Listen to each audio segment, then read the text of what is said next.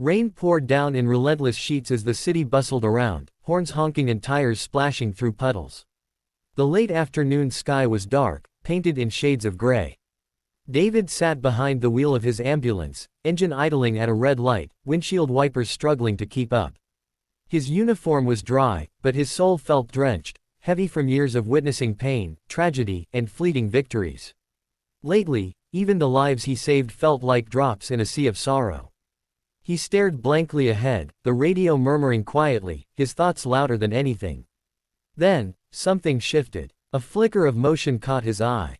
Across the street, barely visible through the rain-smeared glass, stood a little girl, no more than 10.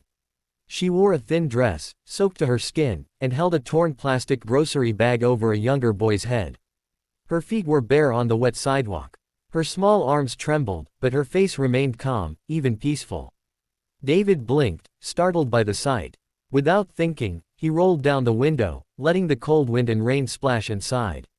"Hey," he called gently. "Where's your mom?" The girl turned her head slowly, eyes meeting his with an unshakable quietness. She didn't flinch. Instead, she smiled, a soft, genuine smile that didn't match the storm around her.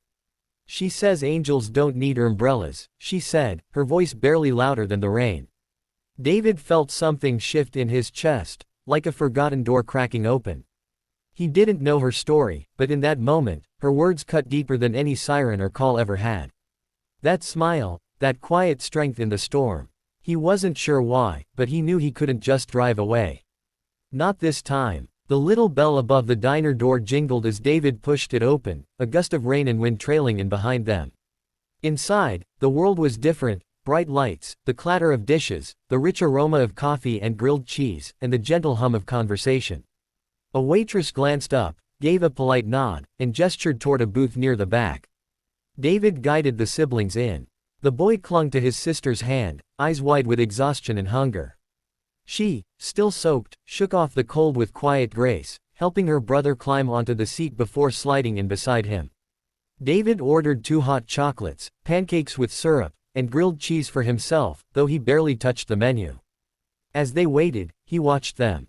The girl's dress clung to her, and her thin arms looked too small to be carrying so much responsibility, but she did it without complaint.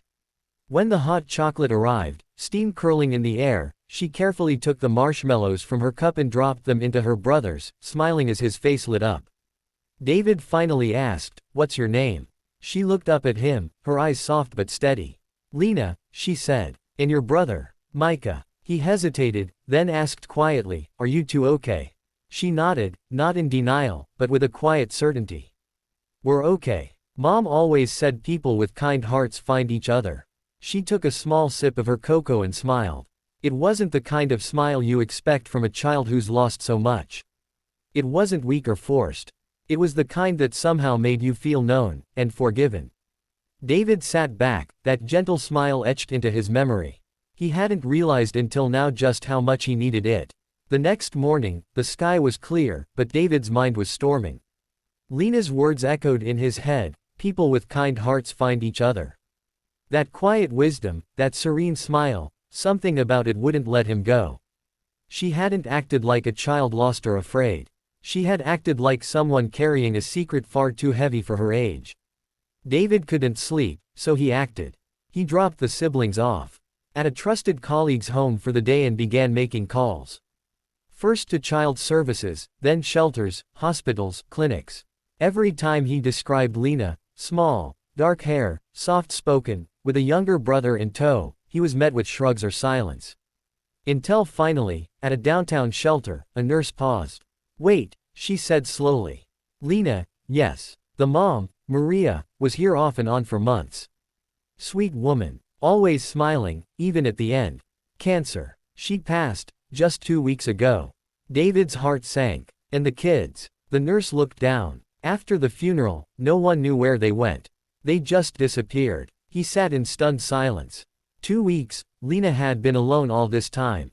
No parent, no home. And yet, when he met her in the rain, barefoot, soaked, shielding her brother, she hadn't asked for help. She had smiled. That same smile. For her brother, for a stranger in an ambulance. She knew. She had been protecting Micah. shielding him not just from the rain, but from the weight of grief she carried silently. And somehow, she had still chosen to be kind. David blinked back tears. That kind of strength wasn't taught, it was born from love. She hadn't needed rescuing. She had been holding up the sky all along. And he had almost missed the miracle right in front of him. David had seen war zones, car wrecks, overdoses, but nothing felt as terrifying as standing in front of a judge, heart pounding, asking for temporary custody of two children he'd known for only days. And yet, when he looked into Lina's eyes, calm and trusting, he knew this was the most important rescue of his life. Paperwork, interviews, home inspections, it was a whirlwind. But a week later, Lina and Micah walked through the door of David's modest apartment, clutching small bags and even smaller pieces of a shattered past. He didn't know much about parenting. His apartment was quiet and cold, never meant for kids. But he tried. He painted the spare room sky blue. Bought blankets covered in stars. He read bedtime stories with silly voices, burned toast while learning how Lina liked her eggs, and nearly cried trying to braid her hair after watching a video tutorial. Micah laughed more now. Lina still had moments where she went quiet, staring out the window, but David never pushed. He just made sure she knew she was safe. One night, after a story about dragons and brave girls with wooden swords, David tucked them in. As he turned to leave, he heard her whisper from the dark. "David." He turned. "Yeah, Lina, you saved us," she said softly. The room went still. David knelt by her bed, took her hand. "No, sweetheart," he said, voice thick with emotion. "You saved me." Because she had. Her strength, her love for her brother, her impossible grace in the face of heartbreak, it reminded him of everything he thought he'd lost. And gave him something he never expected to find again. The school auditorium buzzed with laughter, applause, and the proud chatter of parents and children. Balloons swayed from chairs, paper hearts decorated the walls, and a hand-painted banner read, "Family's Day, celebrating those who love us most." David sat in the third row, awkward in a button-up shirt he hadn't worn in years, clutching a small flower Lina had given him that morning.